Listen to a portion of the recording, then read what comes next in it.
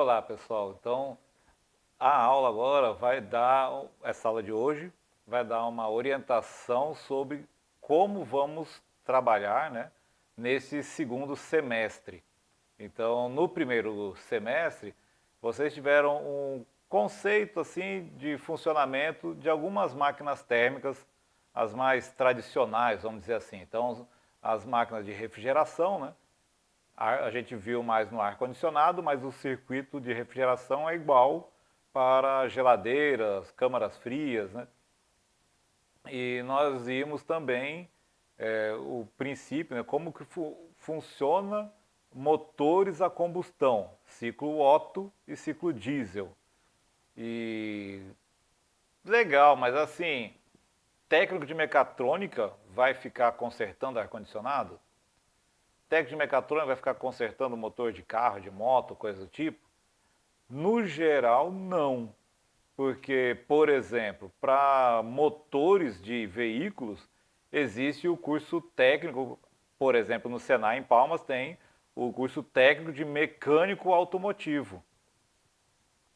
É claro que vê muito mais que motor na mecânica automotiva, mas é uma área meio que tem um conhecimento técnico especial, é abrangente. Então requer um curso próprio. É a mesma coisa na área de refrigeração, né? Ar-condicionado, geladeiras e outros equipamentos similares, existe o curso de técnico de refrigeração. Então são vários conhecimentos para poder atuar nessa área. O técnico de mecatrônica, com os conhecimentos que obtém no curso, fazendo alguns cursos específicos, mais rápidos, consegue sim se aperfeiçoar e se aprofundar em outras áreas para poder atuar, por exemplo, se for interessante, né, em manutenção de ar-condicionado, manutenção de câmaras frigoríficas, manutenção de frigobar, ou de balcões frigoríficos que tem em bares, né, restaurantes, ou se achar interessante atuar na área de mecânico de motores. Mas não é isso o que mais se deseja de técnica mecatrônica. E eu diria até o seguinte, que espera-se algo um conhecimento mais profundo, mais específico, ao mesmo tempo, dos técnicos de mecatrônica. Por exemplo, são bem mais valorizados nas indústrias para trabalhar com máquinas mais complexas do que motor de carro, que tem sua complexidade, mas cada um no seu quadrado. Então, agora nós vamos ver assuntos mais específicos daquilo que vocês, como técnico de mecatrônica, vão atuar profissionalmente. Então vamos lá. Alguns equipamentos, né, eu vou apresentar hoje, que são equipamentos que tem aqui no Tocantins e que, quando se trata de máquinas térmicas, o conhecimento daquilo que o técnico de mecatrônica realiza nesses equipamentos é o que vai. Então, o conhecimento que vocês vão ter da atuação nesses equipamentos que eu vou apresentar agora, que é com os quais nós vamos trabalhar, né, nesse semestre, eles permitem que vocês compreendam e atuem adequadamente em outros equipamentos, porque vocês vão ver que vão ter características semelhantes ao que vai estar sendo apresentado. Então, um deles, eu vou começar pelas caldeiras. Então, no Tocantins há caldeiras, e no Brasil inteiro, em vários lugares do mundo, porque elas são muito úteis, né? Seja para produzir vapor ou para produzir água quente própria mesmo, sem chegar a fazer vapor.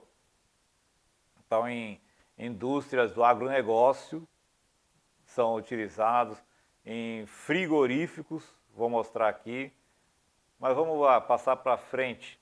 Então, as caldeiras, elas são equipamentos que trabalham com alta temperatura e quando são as caldeiras que produzem vapor, elas trabalham com alta pressão e por isso elas têm seu perigo e requer um cuidado bem especial e bem profissional, por exemplo, dos técnicos de mecatrônica. Porque os técnicos é que vão garantir de que ela não exploda. E depois, por curiosidade, ou se vocês quiserem, pesquisem na internet, né? Explosão de caldeira ou caldeira que explodiu. E vocês vão ver lá um tanto de notícias sobre caldeiras que explodiram Brasil afora, né? Sem contar mundo afora, se você pesquisar em inglês ou outra língua, né? Mas então tem as caldeiras e elas requerem manutenção, e manutenção frequente. Então é o tipo de equipamento que não dá para esperar ele apresentar algum problema para você fazer a manutenção. Ele é tão rigoroso que existe uma norma do Ministério do Trabalho, uma norma regulamentadora, NR13, vocês verão, porque muitas das atividades que deverão ser feitas nas máquinas térmicas estão, em muitas máquinas térmicas, estão relacionadas lá na NR13. E ela especifica inspeções, né? Então as caldeiras precisam ser inspecionadas com frequência por engenheiro mecânico, que vai emitir um laudo confirmando se a caldeira está em segurança para trabalhar ou não. Mas a inspeção é feita por engenheiro mecânico, a manutenção é feita por técnicos. Então eu já fiz inspeção de caldeiras, né? E elas funcionam no conceito básico é esse daqui, né? Então elas têm uma parte que tem produz a chama, como vocês viram, né?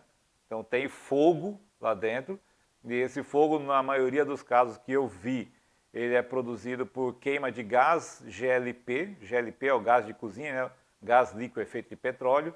Alguns casos de caldeiras ainda utilizam lenha, mas as que eu tenho visto estão utilizando o GLP. Algumas podem usar gás natural, né? O mais tradicional tem sido o GLP. Então eles têm uma câmara e tubos que eles circulam, né? Tipo uma serpentina dentro da câmara da caldeira. E aí tem a entrada de água, geralmente a entrada de água é por baixo. Então precisa se controlar o nível de água para que ele esteja ali cobrindo grande parte dos tubos. E aí o tubo, o fogo, né, que vai passando, essa chama que vai passando ali por dentro dos tubos, vai circulando, vai aquecendo a água e vai evaporando, vai criando o vapor, né? E aí então tem, como você pode olhar, vocês podem ver no desenho, tem a chaminé, que é por onde saem os gases da queima do GLP. Então tem que estar entrando oxigênio, e para poder entrar oxigênio para acontecer a queima, tem que estar saindo o gás depois da queima, o CO2, se tudo estiver certinho, né? E aí a gente vê a entrada de água por baixo e lá mais para frente a gente vê a saída de vapor lá para cima. Aí o vapor vai ser utilizado, né? Tem as mais variadas utilizações disso, né? Em caldeiras, vou mostrar algumas. Aqui está ilustrando outro modelo, né, de caldeira, que a gente pode ver que tem um queimador, né? Ali está escrito quadro de comando, lá no canto esquerdo, queimador, né? Então os modelos que eu já vi são desse estilo aí. Não são assim com a fornalha dentro da câmara, né? Eles são dessa forma, tem o queimador, tem a tubulação de gás GLP que chega lá, todo um sistema de controle, né, com válvulas, muitos são automatizados, e aí acontece a queima, lá para a chama, né? E aí nessa imagem está mostrando vários outros componentes que vocês vão ver o que significa o pressostato, a PSV, manômetro, vocês já viram um pouquinho em sistemas hidráulicos e pneumáticos, né? Mas vai ter mais a se ver, né? E o que nós vamos ver mais para frente é quais são as manutenções e os cuidados a se tomar para fazer manutenção neste tipo de equipamento. É isso que vocês precisam aprender. Não é só entender como é que ele funciona. O PSV, a válvula de alívio. E aí, como é que ela funciona? Quais as manutenções que devem ser feitas nela? Né? Como é que se regula uma válvula PSV? Né? O controle do nível, quais são os cuidados a serem tomados? Né? Então, as válvulas por onde sai o vapor, se tiver um vazamento de GLP, qual o cuidado a ser tomado? Se tiver que fazer uma manutenção, de tempos em tempos precisa entrar para fazer uma limpeza na câmara das caldeiras, né? Então, como fazer isso? E aí eu estou ilustrando aqui também que as caldeiras, existem as caldeiras horizontais, como essa, horizontais, e existem as caldeiras verticais. E utilização de caldeiras, né? Então, nos frigoríficos. Talvez alguns não gostem dessa imagem. Eu já estou colocando que vai que um dia você entre num, né? Aqui no Tocantins tem alguns, e não sei em que pé está, né? Mas eu cheguei a participar, a elaborar um termo de referência para uma licitação do governo do estado faz alguns anos, onde ia se fabricar, né? O governo do estado ia custear isso, né? Mas ia se fabricar vários frigoríficos espalhados em vários lugares do estado para reduzir uma coisa que acontece, quem mora perto de zona rural ou em zona rural, talvez tenha testemunhado, né? Às vezes a gente pega umas estradinhas aí de zona rural e a gente vê nos cantinhos ali um monte de ossada. O que é jogado assim na beira da estrada, né? E aquilo ali é fruto de matadouro clandestino, né? Ou frigorífico clandestino. Matadouro, né? Então ainda há uma quantidade razoável, até onde eu sei, né, de abates clandestinos, né, no Tocantins. Por que são chamados de clandestino? Porque não tem toda a formalização e obediência às normas da Anvisa. Então podem colocar em risco a saúde. E qual é a utilização das caldeiras? Como nos frigoríficos há muita operação de corte, né, dos animais abatidos, há uma necessidade muito grande de se esterilizar bastante. A bancada de trabalho, onde vai colocar a carne ali em cima para cortar, aquela bancada precisa estar esterilizada, né? E como são várias horas por dia, né? Não conheci ainda um frigorífico aqui no Tocantins que trabalhasse 24 horas. Mas tem alguns que trabalham durante o horário comercial, alguns trabalham um horário comercial começando mais cedo e vão até uma certa hora da noite, né? Trabalham em 2 turnos. Né? Mas então precisa, é muita carne o tempo todo sendo colocada ali em cima. Então precisa estar esterilizando as bancadas onde se colocam as carnes, aqueles ganchos. Então cada vez que liberou um gancho daquele, precisa esterilizar de novo antes de engatar em outro animal, né? As facas que são utilizadas, as ferramentas em geral. Então, requer muita esterilização. E como que isso é feito? Caldeira, há uma caldeira, fica um ambiente separado, porque costuma ser caldeiras grandes. Então, por normas de segurança, precisa ficar num ambiente separado, específico. E aí, através de tubulação, aquelas caldeiras vão fornecer água fervendo para esterilizar esses equipamentos.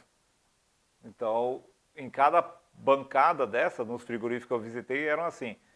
Do lado de cada bancada descia uma tubulação ali com água fervendo e o pessoal deixava, por exemplo, para as ferramentas, né, deixava um balde, né, já fica firme, fixado ali na saída da tubulação.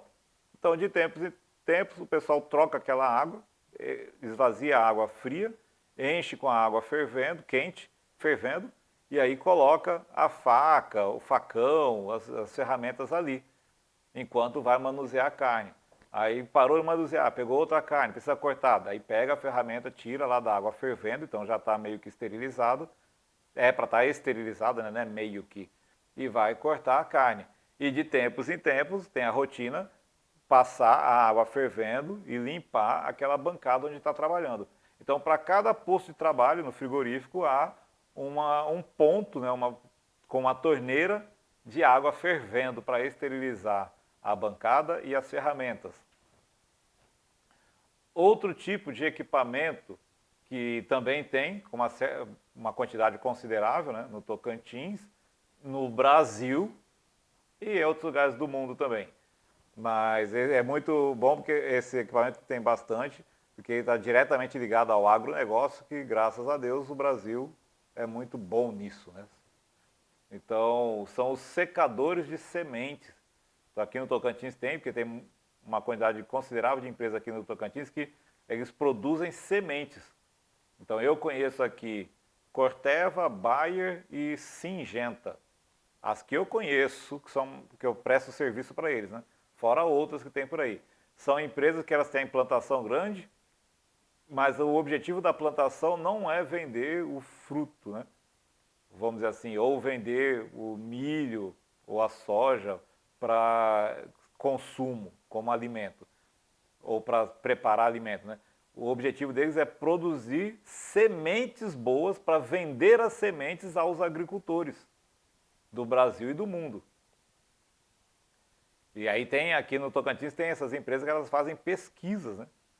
Para garantir que, por exemplo, uma das medidas de qualidade, né, da marca de cada semente, né, vamos dizer assim, é o quanto de semente que vinga. Então, se você comprar, vou falar assim, um pacote com 100 sementes, se dessas 100, 70 brotarem, a planta crescer e der frutos, ou der mais sementes, né, grãos, né? Então tem uma taxa de, esqueci agora, não fugiu da minha cabeça, mas vigoram 70%. Então quanto maior o percentual de sementes que vigoram, maior é a qualidade. Esse é um item de qualidade da empresa, né, e da marca daquela semente. Então por isso o pessoal faz muitas pesquisas, que é para fazer com que conseguirem produzir, né, sementes que tenham uma alta taxa de vigoração, eu nem sei como é que fala, mas que vigorem. E no processo produtivo precisa secar as sementes, porque se não secar pode dar bicho, mofo, um monte de coisa, né? Então antes de ir mandar para o cliente precisa secar. O secador geralmente tem esse modelo que eu já vi aqui no Tocantins, tem modelo parecido com esse aí, né?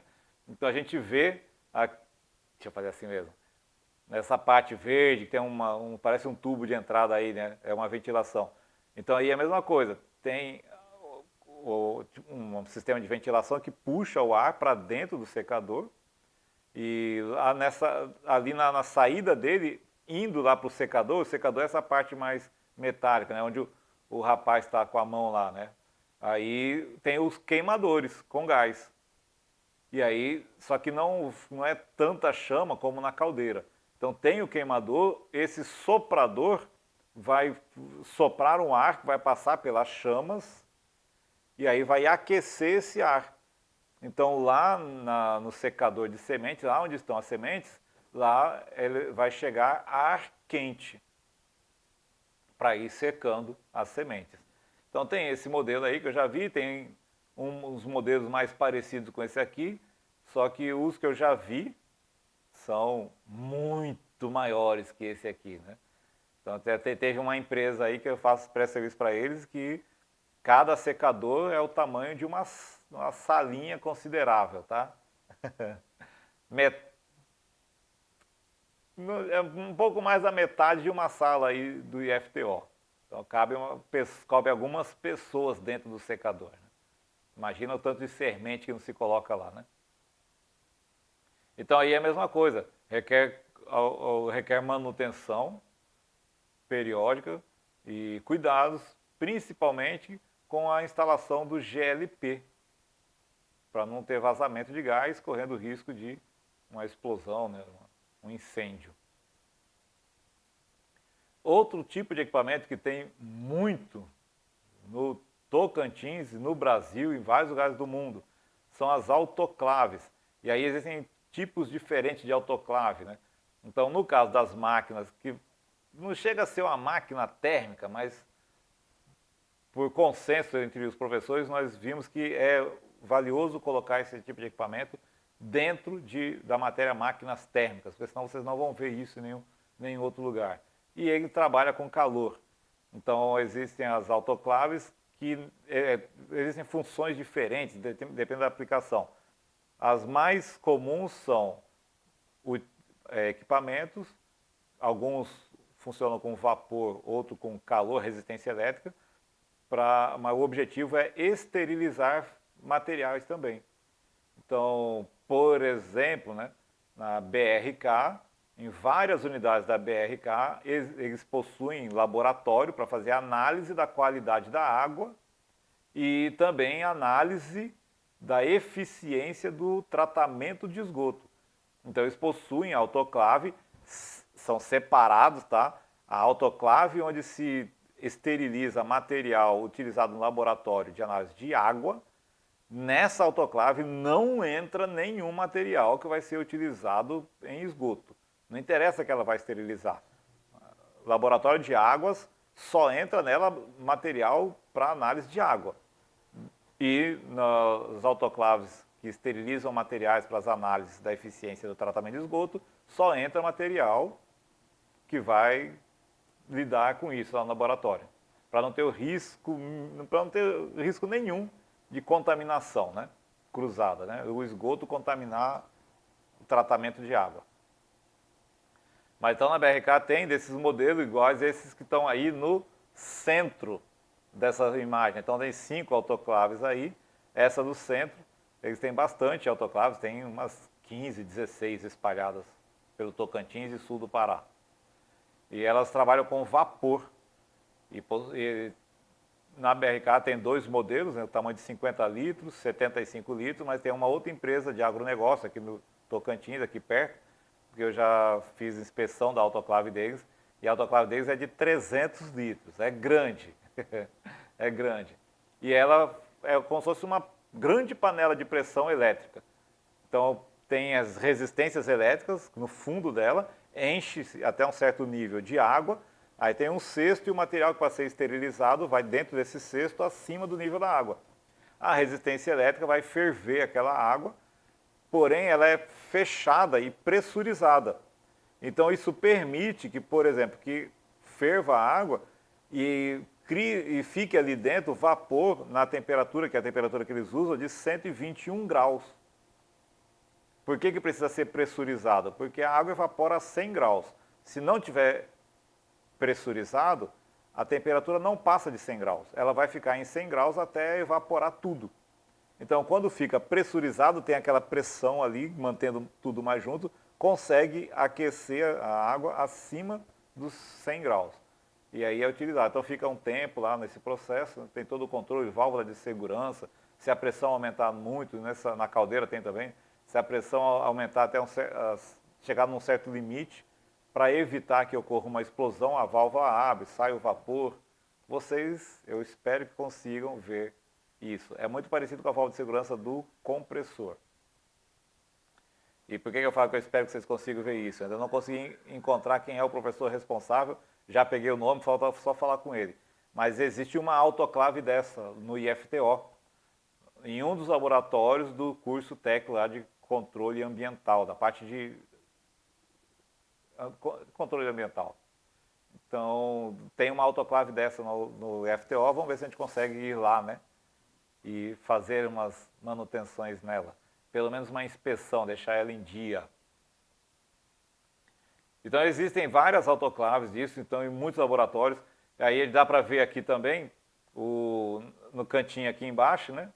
No canto direito, parece um forno, aquelas assadeiras de frango, né?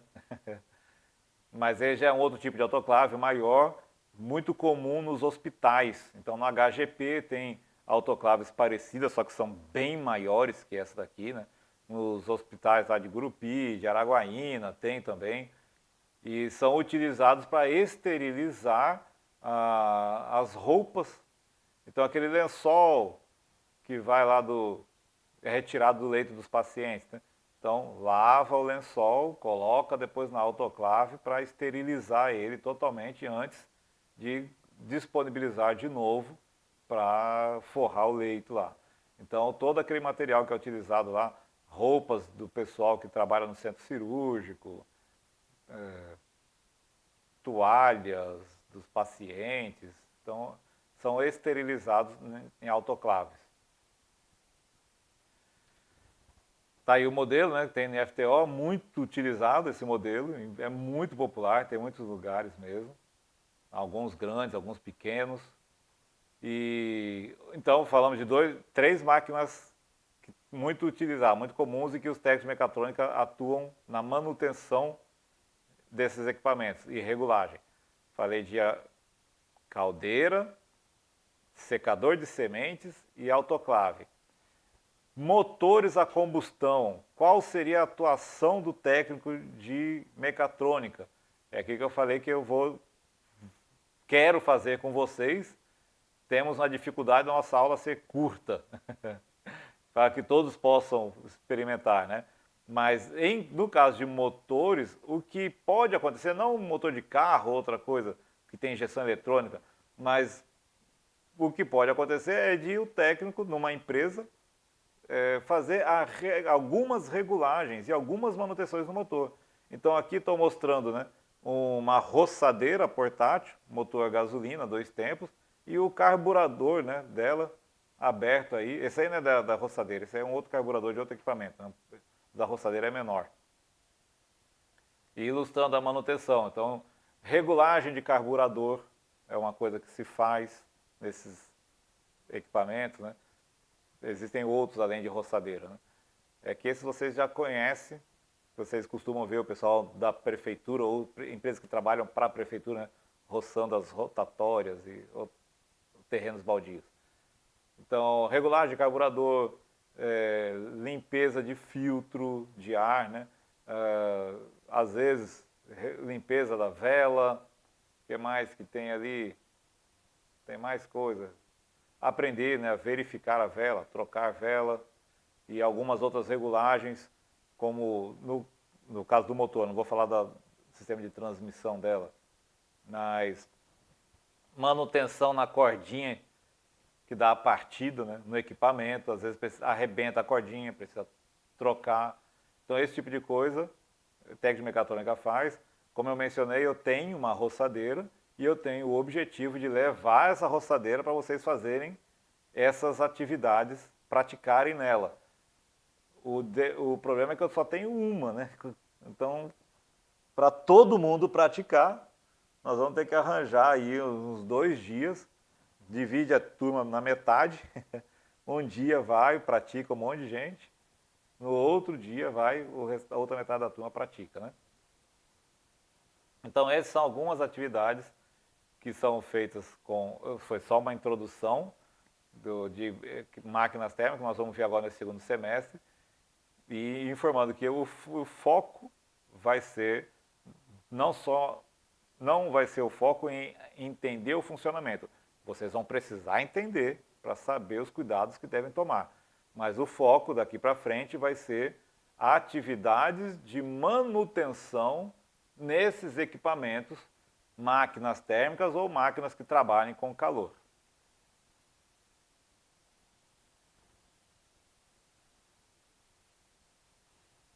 Agradeço a atenção de vocês nessa aula e se preparem para mais para frente porem a mão na massa e sujarem as mãos de graxa um pouquinho.